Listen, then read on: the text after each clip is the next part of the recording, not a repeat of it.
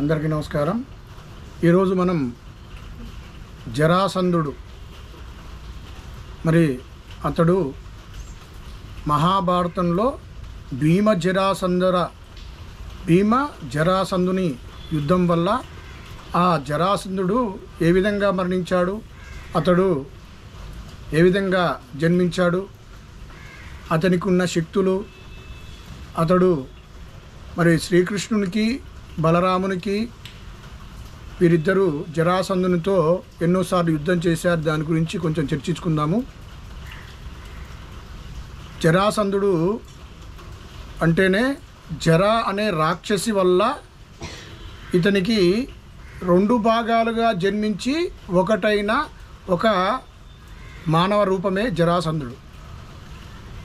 జరా అనే రాక్షసి తినాలని ప్రయత్నించి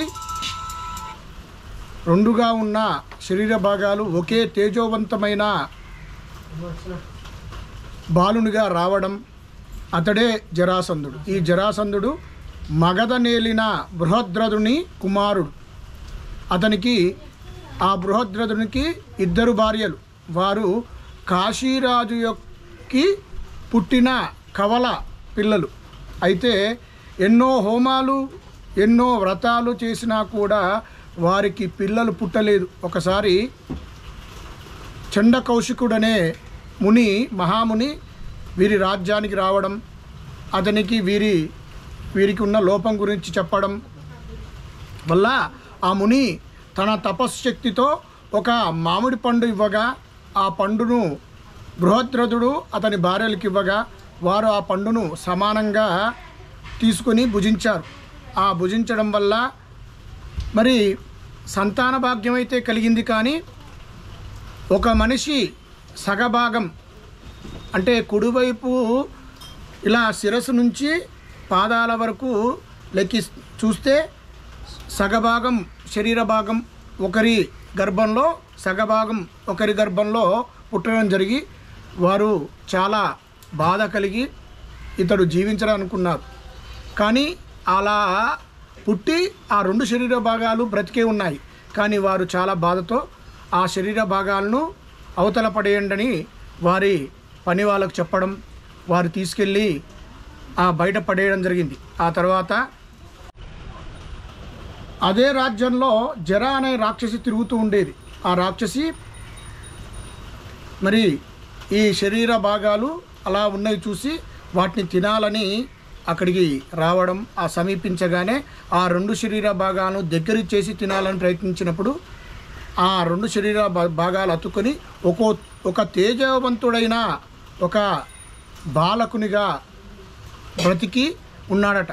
ఆ సమయంలో మరి ఇతడు చాలా తేజవంతంగా ఉన్నాడని ఆ రాజుగారి వద్దకు తీసుకెళ్ళి ఇవ్వగా ఆ రాజుగారు మరి సంతాన భాగ్యం కొరకు ఎంతో తహతలాడుతున్నాడు కాబట్టి వారి భార్యలకు పుట్టిన ఆ శరీర భాగాలు ఈ జరా అనే రాక్షసి కలిపి ఇచ్చింది కాబట్టి జరాసంధుడు అనే పేరు పెట్టి ఆ జరాసంధుడికి మరి ఎన్నో విద్యలు వచ్చాయి.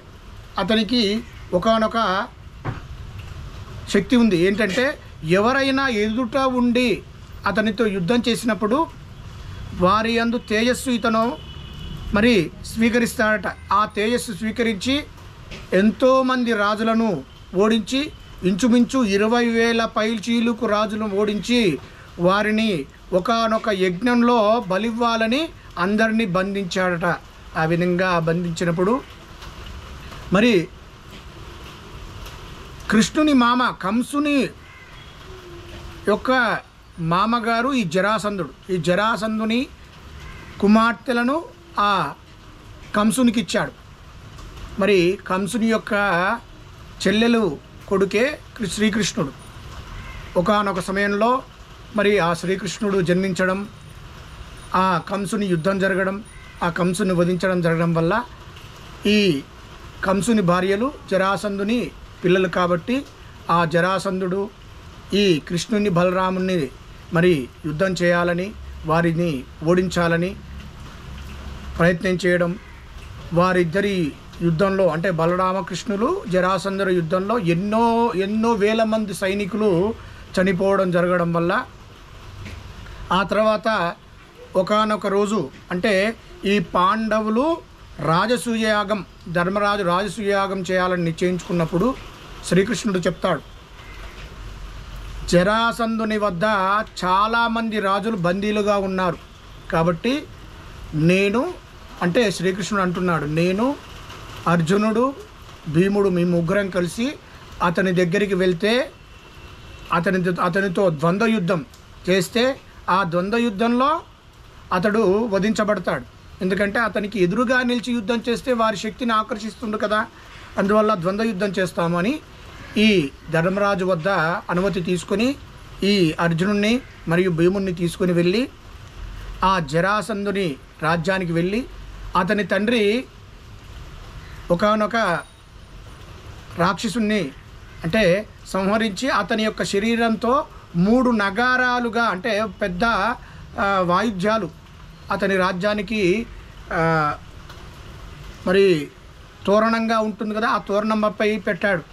వాటిని శ్రీకృష్ణుడు భీముడు అర్జునుడు ముగ్గురు ఛేదించారు. ఆ ఛేదించిన తర్వాత వారు బ్రాహ్మణ వేషంలో వెళ్ళి ఆ జరాసంధుని దగ్గరికి వెళ్ళి ఉండేసరికి ఈ జరాసంధుడు బ్రాహ్మణులు చాలా మరి గౌరవిస్తాడు కాబట్టి ఆ శ్రీకృష్ణుడిని మరి అర్జునుని భీముని ముందు గమనించకుండా బ్రాహ్మణులు కదా మీకు మరి సత్కారాలు చేస్తాను, మీకు తగు పూజలు చేస్తానని చెప్పి అన్నాడు.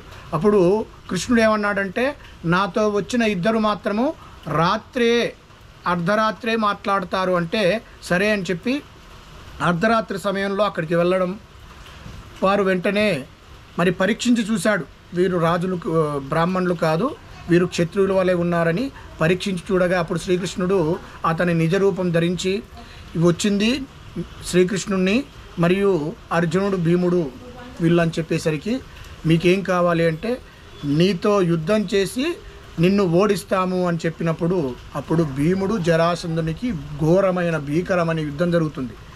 ఆ యుద్ధం జరిగినప్పుడు భీమునితో సమానంగా జరాసంధుడు యుద్ధం చేస్తున్నాడు. ఒకానొక సమయంలో ఆ యుద్ధంలో మరి ఈ కుస్తీ పట్లు అలాంటి యుద్ధం అంటే మల్ల యుద్ధంలో మరి జరాసంధుని ఎంత యుద్ధం చేసినా కూడా అతడు మరణించట్లేదు. అప్పుడు 2గా చీల్చాలని భావించాడు భీముడు. ఎన్నిసార్లు ఆ యుద్ధం చేసి చీల్చినా కూడా మరలా అతుక్కుంటున్నాడు జరాసంధుడు.